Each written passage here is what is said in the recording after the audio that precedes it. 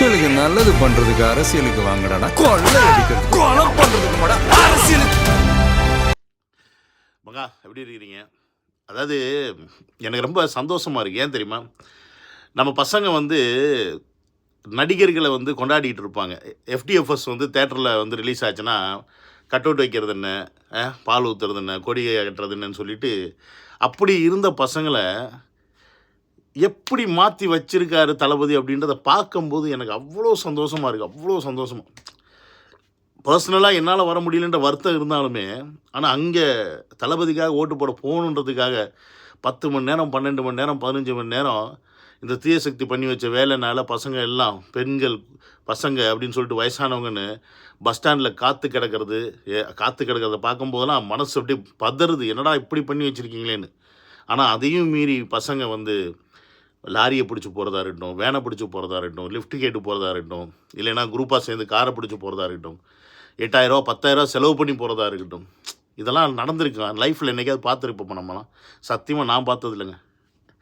ஒரு ஓட்டுக்காக, ஓட்டு போடணுன்றதுக்காக இவ்வளோ ஆர்வமாக இவ்வளோ வெறி கொண்டு போகிற ஒரு மக்கள் கூட்டத்தை நான் பார்த்ததில்ல, சத்தியமாக பார்த்ததில்ல. ஏன்னா எல்லாருக்குமே தெரியும் இந்த தீய சக்திகளுக்கு போட்டால் என்ன போடலைன்னா என்ன.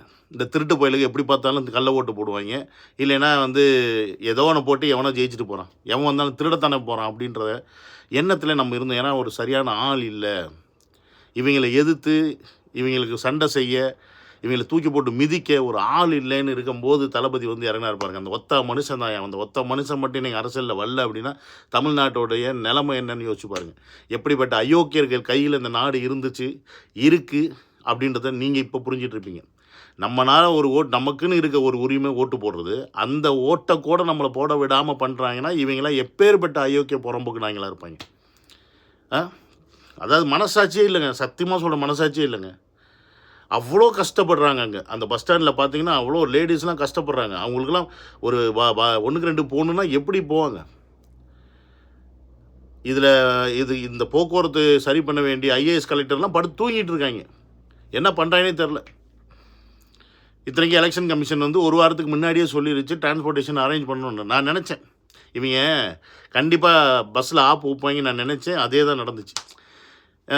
ஏன்னா எலெக்ஷன் கமிஷன் கண்ட்ரோலில் இருக்கிறனால பெருசாக இவங்கனால அதை கண்ட்ரோல் பண்ண முடியாதுன்னு நினச்சேன். ஆனால் என்னமோ அவங்க கையில் தானே பவர் இருக்குது, அவங்க ஆளுங்க தானே எல்லாம் இருக்கிறாங்க. அதனால தான் ஒட்டு மொத்தமாக சேர்த்து மக்களுக்கு ஆப்பு வச்சு தான் அவங்க நினச்சிட்டு இருக்காங்க. ஆனால் மக்களுக்கு ஆப்பு வைக்கல, அவங்களுக்கு தான் அவங்களே ஆப்பு வச்சுக்கிட்டாங்கன்றத இன்றைக்கி எலெக்ஷன் ரிசல்ட் ப்ரூவ் பண்ணிக்கிட்டு இருக்குது. இன்றைக்கி போலிங்கில் ப்ரூவ் ஆகிக்கிட்டு இருக்குது பர்சன்டேஜில். அதாவது போன எலெக்ஷன் 2021 பார்த்தீங்கன்னா வெறும் 76% தான் ஒட்டுமொத்த போலிங்கு. இப்போ 3 மணிக்கு நான் பார்க்கும்போது ஸ்டேட்டஸ் பார்க்குறேன் 70% தாண்டி போயிட்டுருக்கு. அப்படின்னா பார்த்துக்குங்க, இன்னும் ஒரு 3 மணி நேரம் இருக்குது டைமு. ஒரு தளபதி கேட்ட மாதிரி இன்னும் எக்ஸ்ட்ரா 2 ஹவர் பண்ணாங்கன்னா 8 மணி வரைக்கும் போலிங்க. அப்போ இன்னும் எத்தனை பேர் ஊருக்கு போகணுன்னு நினைக்கிறவங்க, இல்லை போகாதவங்க, போய்கிட்டு இருக்கவங்க எல்லாருக்கும் ஓட்டு போடுறதுக்கான இன்னும் டைம் இருக்குது.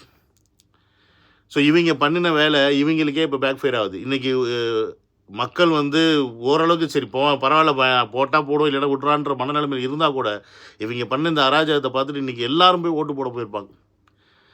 ஸோ இது ஒரு வரலாற்று வாக்குப்பதிவாக தான் இந்த 2026. அதுக்கு முழு காரணம் தளபதி அப்படின்ற அந்த ஒட்ட மனுஷன் தான். அந்த ஆள் மட்டும் இறங்கி வந்து தைரியமாக நிற்கலை அப்படின்னா, தனியாக நிற்கலை அப்படின்னா இன்றைக்கி இப்படிப்பட்ட ஒரு இளைஞர்களின் எழுச்சி, இது மக்களின் எழுச்சின்னு நான் சொல்லுவேன். இளைஞர்கள் மட்டும் இல்லை, ஒட்டுமொத்த மக்களுமே மாற்றத்தை நோக்கி போகிறாங்க. அதாவது குடும்பமாக ட்ரெஸ் கோடில் போகிறாங்க. ட்ரெஸ் கோடில் நம்மளாம் தீபாவளி பொங்கல் இந்த மாதிரி இதுக்கு துணி வாங்கி பார்த்துருப்போம். ஆனால் இவங்க இப்போ பார்த்தீங்கன்னா ஓட்டு போகிறதுக்கு அந்த வெள்ளை சட்டை அந்த காக்கி பேண்ட்டு அவ்வளோ பேர் ட்ரெஸ் கோடில் போகிறாங்க. ஸோ அது மட்டும் இல்லாமல் பார்த்திங்கன்னா நம்ம சினிமா துறையிலேருந்து பார்த்திங்கன்னா செம்ம சப்போர்ட். நான் முன்னாடியே சொன்னேன்னா இல்லையா, எல்லாருமே சைலண்ட்டாக இருக்கிறாங்க. ஆனால் கண்டிப்பாக வந்து தளபதி தான் மிகப்பெரிய சப்போர்ட் பண்ண போகிறாங்க அப்படின்னு நான் சொன்னேன்ல. தலை காலையில் வந்தவுடனே ஒரு ஓட்டை போட்டுட்டு அவர் கிளம்பிட்டார். ஆனால் அதை வச்சு அசிங்கத்தனமாக ஒரு வேலை பண்ணாமல் பாருங்கள் திமுக. கொத்தடிமைங்களா? ஆனால் கொத்தடிமை பண்ணியிருந்தா கூட பரவாயில்லைங்க. மு.க. ஸ்டாலின் பண்ணுறாருங்க. தலை எழுத்து. அஜித் அவர்கள் வந்து நோ நீட் சேஞ்சுன்னு சொன்னாருன்னு சொல்லிட்டு ஸ்டாலின் அவர்கள் வந்து ப்ரெஸ்ஸை பார்த்து பேசிட்டாருன்னா எவ்வளோ பயம் பார்த்தீங்களா அவங்களுக்கு? அஜித் சொன்னோடனே உடனே யாருமே அஜித்தோட ஃப்ரெண்ட்ஸ்லாம் வந்து ஓட்டு போட மாட்டாங்க, விஜய்க்கு ஓட்டு போட மாட்டாங்க எண்ணத்தில். ஆனால் இமீடியட்டாக அஜித் அவர்களுடைய மேனேஜர் சுரேஷ் சந்திரன் விட்டார், அப்போல்லாம் தலை எதுவுமே பேசலைங்க, நீங்களா பொய்யா கற்பனை பண்ணாதீங்களா அப்படின்னு சொல்லி செருப்பால் அடித்தார் பத்திரிகையாளர்களை, செருப்பாலே அடித்தாங்க. ஸோ அப்போயே அவங்களுக்கு புரிஞ்சிருச்சு, சரி இங்கே மிகப்பெரிய ஒரு மாற்றத்தை நோக்கி எல்லாருமே இருக்கிறாங்க அப்படின்றத புரிஞ்சிருச்சு. அந்த பக்கம் பார்த்தீங்கன்னா அண்ணாமலை அவரு அதே வெள்ளை சட்டை காக்கி பேண்ட்டு, பிஜேபிக்காரங்க இப்படி பார்ப்பாங்க, டே நாங்கள் இத்தனைக்கும் பிஜேபியிலேருந்து சீட்லாம் கொடுக்குறேன்னு சொல்லியும் அவர் வேணான்ட்டார். போங்கடா அவங்க சீட்டு வேண்டாம் மண்ணு வேண்டாம். ஏன்னா அவர் ஆல்ரெடி பிஜேபியில் அவருக்கு சரியான மரியாதை கிடைக்காதனால அவர் வெளில வந்துட்டார். இப்போ வேறு வழி இல்லாமல் மிரட்டி வச்சாங்களா, இன்னும் கொஞ்சம் நாள் தான் இருக்குது, இந்த டயத்தில் ஏன் போகிறேன்னு சொல்லி ஏதாவது கூப்பிட்டு ஏதாவது பேசியிருப்பாங்க அமித்ஷா. அதனால் வந்து அந்த கட்சியில் ஓட்டிகிட்டு இருக்காப்புல, ஆனால் பதவி வேண்டான்ட்டாப்புல. ஆனால் விஜய் அவர்கள் கூட சேரணும்னு ஆசை இருந்துச்சு, பட் பிஜேபியிலக்கெல்லாம் சேர முடியலைன்னு வச்சுக்கோங்களேன். மேபி இன் ஃப்யூச்சரில் அவர் தனியாக கட்சி ஆரம்பிக்கலாம், அதை பேஸ் பண்ணி அவருடைய கொள்கைகள் கோட்பாட்டுக்கெல்லாம் பார்த்து அது தமிழக வெட்டிகளில் சேரலாம். ஸோ இப்படி அண்ணாமலை வர்றதா இருக்கட்டும், விக்ரம் வர்றாரு, அவரு பார்த்திங்கன்னா வெள்ளை கலரு அதே மாதிரி ஒரு காஸ்டியூம் ஒரு காக்கி பேண்ட்டை போட்டு வர்றாரு. அப்புறம் பார்த்தீங்கன்னா சிவகுமார் வந்து என்ன சொல்லிட்டு போகிறாருன்னா 40% மேலே மக்கள் வந்து போதைக்கு அடிமையாக இருக்கிறாங்க, இங்கே கண்டிப்பாக ஒரு மாற்றம் வேணும் அப்படின்னு சொல்லிட்டு சிவகுமார் அவர் கொளுத்தி போட்டு போகிறாரு. ரஜினி பொண்ணு ஐஸ்வர்யா ராஜேஷ், அந்த அம்மா வெள்ளை கலர் சுடிதார் போட்டுட்டு காக்கி கலரில் துப்பட்டா போட்டுட்டுன்னு சொல்லிட்டு இப்படி எல்லாருமே வந்து இன்றைக்கி மிகப்பெரிய ஒரு ஆதரவு வந்து தளபதிக்கு இன்டைரக்டாக சொல்லிட்டு போயிட்டாங்க. நாங்கள் வந்து தளபதி சப்போர்ட்டர்ஸ், நீங்களும் தளபதி சப்போர்ட் பண்ணுங்கள் அப்படின்னு. நம்ம தெரியும் மற்ற நடிகர்கள் எல்லாமே டேரெக்டாகவே சப்போர்ட் பண்ணிட்டு இருக்காங்க. உதாரணத்துக்கு விடிவி கணேஷாக இருக்கட்டும், மற்றவங்களாக இருக்கட்டும். ஸோ அதெல்லாம் வந்து நம்ம பார்க்குறோம். பட் இந்த மாதிரி இப்போ இந்த நடிகர்கள்லாம் வந்து பார்த்திங்கன்னா தளபதிக்கு வந்து இன்டைரக்டாக வந்து பயங்கரமான ஒரு சப்போர்ட்டை கொடுத்துருக்காங்க. இந்த இந்த இந்த சப்போர்ட்டுன்றதை விட இந்த ஒரு சேஞ்ச் வந்து கண்டிப்பாக இன்றைக்கி எல்லார் மனசுலேயும் தேவைப்படுது. அதுதான் இன்றைக்கி நாம் புரிஞ்சிக்க வேண்டிய விஷயமா நான் பார்க்குறேன். ஏன்னா இப்படி ஒரு அரசியல் புரிதலை வந்து இன்றைக்கி இளைஞர்கள்ட்ட கொடுத்ததாக இருக்கட்டும், நம்மளுடைய வாக்கு தான் நம்மளுடைய வாழ்க்கையை மாற்றும் அப்படின்ற அந்த புரிதலை கொண்டு போய் மக்கள்கிட்ட கொடுத்ததாக இருக்கட்டும். ஸோ அந்த மக்களை வந்து இன்றைக்கி வந்து நான் இருக்கேன் உங்களுக்கு, நீங்கள் எதுக்காக திருப்பி இந்த 2 தீய சக்தியிலே நீங்கள் மாற்றி செலக்ட் பண்ணுறீங்க, ஒரு மாற்றத்தை வேணும்னா நீங்கள் முதல்ல மாறுங்க அப்படின்னு சொல்லி அந்த மக்கள் மனசில் தளபதியை வந்து இடம் பிடிச்சதாக இருக்கட்டும். ஸோ இதுக்கெல்லாம் வந்து நாங்களும் ஒரு வகையில் காரணம். எங்களால் முடிஞ்ச அளவுக்கு எந்த அளவுக்கு தளபதி அவர்களுக்கு சப்போர்ட் பண்ணணுமோ அந்தளவுக்கு தளபதி அவர்களுக்கு சப்போர்ட் பண்ண பலனாக தான் நான் இதை பார்க்குறேன். ஏன்னா என்னுடைய இந்த 2 வருஷ உழைப்புன்னு அப்படின்னு நான் சொல்லுவேன். ஏன்னா தளபதிக்காக 2 வருஷமாக இல்லை, அதுக்கு முன்னாடிலேருந்தே நான் பேசிகிட்டு இருக்கேன். பட் கட்சி ஆரம்பித்த காலகட்டத்திலேருந்து நான் எங்கேயோ இருந்தாலும் இன்றைக்கி தளபதியை பார்க்கலைனாலும் அவருடைய ஒவ்வொரு செயலையும் ஒவ்வொரு சின்ன விஷயத்தையும் நான் நோட் பண்ணி அவர் என்ன மாதிரியான ஸ்ட்ராட்டஜியில் போகிறாரு வைக்கிறாரு அப்படின்னு சொல்லி இந்த கொத்தடிமைகளும் நாய்த்தமிழ் குரூப்ஸ் இவங்க எல்லாமே சேர்த்து இவங்க பண்ண இந்த வேலையெல்லாம் பார்க்கும்போது அதெல்லாம் நம்ம போட்டு உடச்சி உங்ககிட்ட என்னால் முடிஞ்ச ஒரு அரசியல் புரிதலெலாம் கொண்டாந்து சேர்த்துறீங்க அப்படின்னும்போது எனக்கு அரசியல் புரிதல் வர வச்ச தளபதிக்கு நான் மிகப்பெரிய நன்றியை தெரிவிச்சுக்கிறேன்.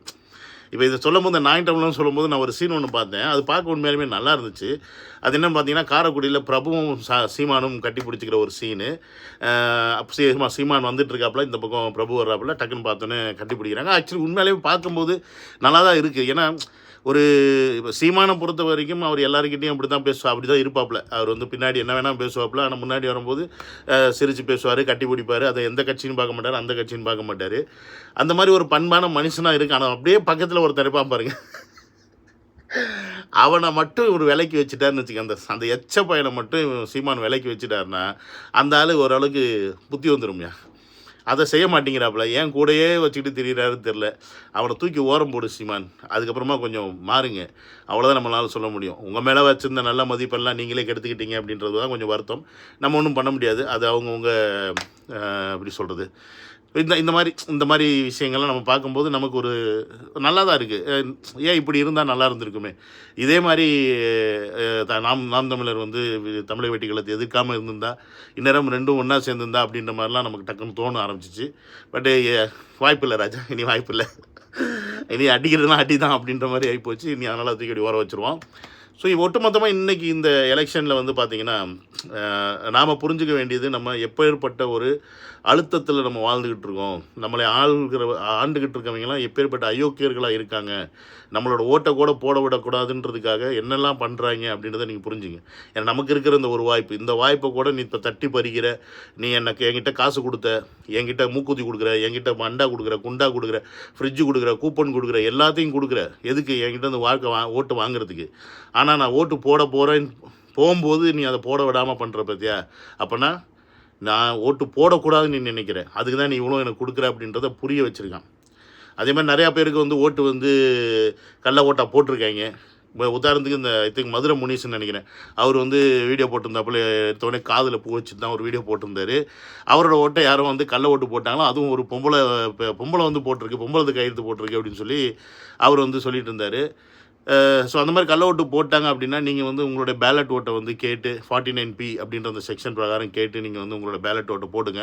அந்த பேலட் ஓட்டு வந்து எண்ணப்படும். இந்த ஓட்டு இல்லை இதில் இந்த ஓட்டுக்கள் வந்து எண்ணும்போது பேலட் ஓட்டும் எண்ணிட்டு அப்போ இங்கே எத்தனை ஓட்டு கள்ள ஓட்டு இருக்கோ அதை மைனஸ் பண்ணி தான் எனக்கு தெரிஞ்சதை கேல்குலேஷன் பண்ணுவாங்கன்னு நினைக்கிறேன். அதனால் நீங்கள் பேலட் ஓட்டு உங்களுடைய உரிமை நீங்கள் கேட்டால் மட்டும்தான் கிடைக்கும், இல்லைன்னா நீங்கள் சைலண்ட்டாக வந்துடுவீங்க, அவ்வளோதான். அதே மாதிரி பல இடங்களில் வந்து ஓட்டுப்பதிவு வந்து ரொம்ப ஸ்லோவாக நடக்குது அப்படின்ற விஷயத்தை நான் தெளிவுபட்டேன். அது வந்து வேணுங்கனே பண்ணுவாங்க, ஏன்னா சீக்கிரமாக முடிஞ்சுன்னா நிறைய பேர் வந்து ஓட்டு போடுவாங்கள்ல, அதனால் இந்த ஸ்லோவாக ஆகும்போது நிறைய பேர் நிற்கிறதுக்கு டயர்டாகி அவங்க போயிடுவாங்க அப்படின்ற எண்ணத்தில் ஸ்லோவாக பண்ணுவாங்க. ஸோ அந்த மாதிரி விஷயங்கள் இருக்கட்டும். ஒரு சில இடங்களில் வந்து ரகலை நடக்குது, பிரச்சனை நடக்குது, பூத்து ஓட்டிங் மிஷினை தூக்கி போட்டு உடச்சிருக்காங்க. ஸோ இந்த மாதிரி பல பூத்துகளில் ஒரு சில விஷயங்கள் நடந்துகிட்டு இருக்கு. இருந்தாலும் 100ல் ஒரு 95% ஓட் போலிங் வந்து நியாயமான முறையில் போய்கிட்டு இருக்கு, எங்கேயும் பிரச்சனை இல்லை அப்படின்றத வந்து இப்போ பார்த்த வரைக்கும், நம்ம வீடியோவில் பார்த்த வரைக்கும் நமக்கு வந்து புரிஞ்சுது. ஏன்னா பெரிய லெவலில் எங்கேயும் ஒரு பெரிய பாதிப்பு இல்லை. ஏதோ ஒரு இடத்துல மட்டும்தான் வந்து இப்போ ஒரு திமுகவுக்கும் தாவேக்காக்கும் இல்லை பிரச்சனையாகி போலிங்கை வந்து நிறுத்தி வச்சுருக்காங்க அப்படின்ற மாதிரி விஷயங்களாக இருக்கட்டும். ஸோ அதை வந்து பண்ணியிருந்தாங்க. ஸோ இப்படி பல இடங்களில் பல விஷயங்கள் நடந்துகிட்டு தான் இருக்குது. நம்ம இருந்தாலும் இந்த ஜனநாயக கடமையை நீங்கள் கஷ்டப்பட்டு இன்றைக்கி யாரெல்லாம் போய் ஓட்டு போட்டு ஒரு மிகப்பெரிய மாற்றத்தை நோக்கி காத்துக்கிட்டு இருக்க நமக்கு அந்த மாற்றத்தை உங்கள் ஓட்டுனால் நீங்கள் கொடுக்குறீங்க, அது எங்களுக்கும் சேர்த்து தான் அப்படின்னும் போது அந்த சந்தோஷத்துக்காக அதுக்கும் நான் நன்றியை சொல்லிக்கிறேன். அதே மாதிரி அவ்வளோதான், வேறு என்ன சொல்கிறது. எப்படியோ நம்ம ரொம்ப ரொம்ப ரொம்ப ரொம்ப ஆசைப்பட்ட ஒரு நாள் அது இன்றைக்கி வந்துருச்சு. மே 4 ஆண்டவன் விட்ட வழி. இன்றைக்கி ஓட் முடியும் போது எத்தனை % வருது அப்படின்றத பொறுத்து தான் நம்மளுடைய ரிசல்ட் வந்து மிகப்பெரிய லெவலில் இருக்கும்னு நான் நம்புகிறேன்.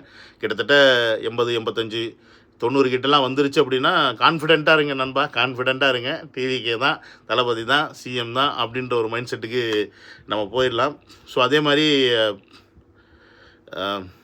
ஓகே, அது மாதிரி நிறைய பேர் இன்றைக்கி வந்து எல்லோரும் தளபதி சப்போர்ட் பண்ண அத்தனை நபர்களுக்கும் நான் இந்த இடத்துல நன்றி சொல்லிக்கிட்டு இந்த வீடியோ முடிச்சுக்கிறேன். Love you all, take care, bye by.